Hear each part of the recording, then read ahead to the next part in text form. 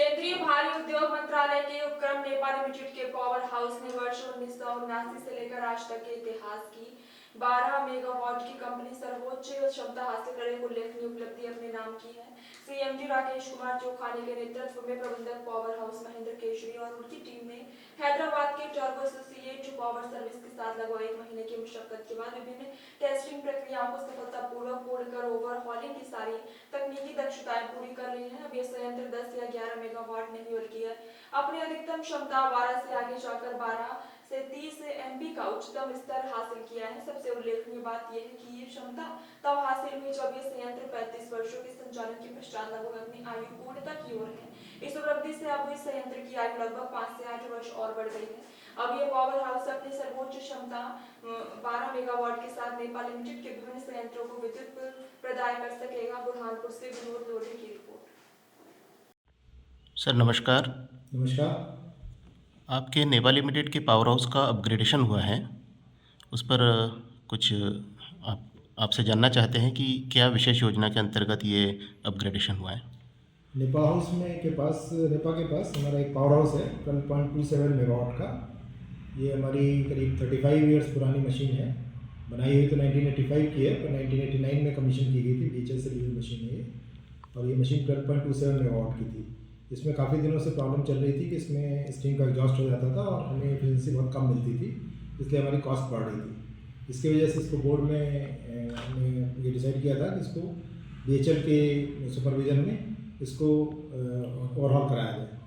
तो अब हमने इसका ओवरहॉल करा करके इस मशीन को जब टेस्ट किया गया है तो कंप्लीट ओवरहॉल एक तो कराया गया, और इस कंप्लीट ओवरहॉल का ये फ़ायदा मिला हमें कि इस बार जो हम पावर पहुंच चुका है तो वो रेटेड पावर जितना भी हमारा स्पेसिफाइड पावर उससे भी और एक्सीड कर गया। 12.27 मेगावाट था, आज तक कभी नहीं आया था, वो हमने पहली बार अचीव किया। 12.3 मेगावाट तक हम ले गए और तब तक सारे पैरामीटर्स विदिन कंट्रोल थे। तो बहुत अच्छा कार्य हुआ है और इसमें मशीन की लाइफ बहुत ही अच्छी मिली है। सर इसका क्या बेनिफिट मिलेगा नेपाल लिमिटेड को? इसका जो पावर हाउस की कॉस्ट है, हमारी पावर की कॉस्ट है, वो हमारे पेपर की टोटल कॉस्ट का बहुत इंपॉर्टेंट कंपोनेंट है। तो कम से कम भी मेरे को ये उम्मीद है कि जो ये स्टीम का वो वेस्टेज जो है वो रुका है, उससे 1500 से लेके 1800 रुपीज़ पर टन का हमें एडवांटेज इसमें मिलेगा पेपर की कॉस्ट में, और हमारी प्रॉफिटेबिलिटी बेटर इंप्रूव होगी इससे। तो ये लगातार और ये कॉन्टीन्यूस बेसिस पे है, तो ये हमें रिपीटेड हमें प्रॉफिट होता रहेगा इससे। इस पर्टिकुलर असाइनमेंट में सर किसकी उल्लेखनीय भूमिका रही?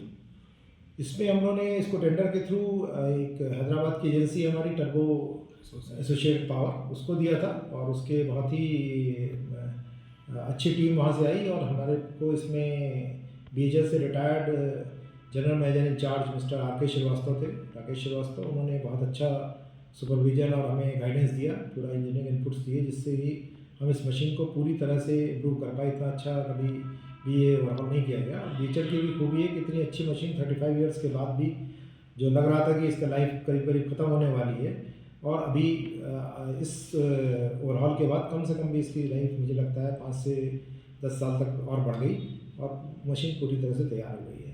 तो इसमें इनकी टीम में मिस्टर आर.के. श्रीवास्तव, उमेश सिंह और इनके नेतृत्व में काफ़ी अच्छी टीम थी इनकी। इन्होंने वाल्व का काम, सर्वो मोटर का काम, सभी तरह के काम किए हैं।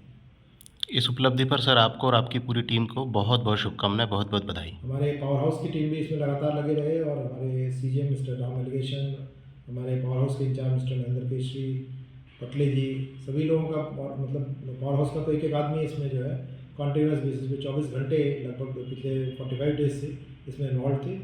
तरह तरह की बीच में, क्योंकि बहुत पुरानी मशीन होने से स्पेयर्स की और इश्यूज़ आए, लेकिन उन सबको चैलेंजेस को ओवरकम करते हुए हम लोगों ने डिसीजन लिया था। और इससे एक हमें सीख मिलती है कि अगर ठान लिया जाए तो काम हो जाता है, और इस बार इस ग्रुप ने ठान लिया था कि हम इसको अचीव करके रहेंगे, और वो अचीव किया गया। तो वो एक बहुत बड़ी सफलता है, जो बाकी सब लोगों के लिए भी बहुत इंस्पिरेशन का काम करेगी, मुझे ऐसा लगता है। बहुत बहुत धन्यवाद सर। Thank you.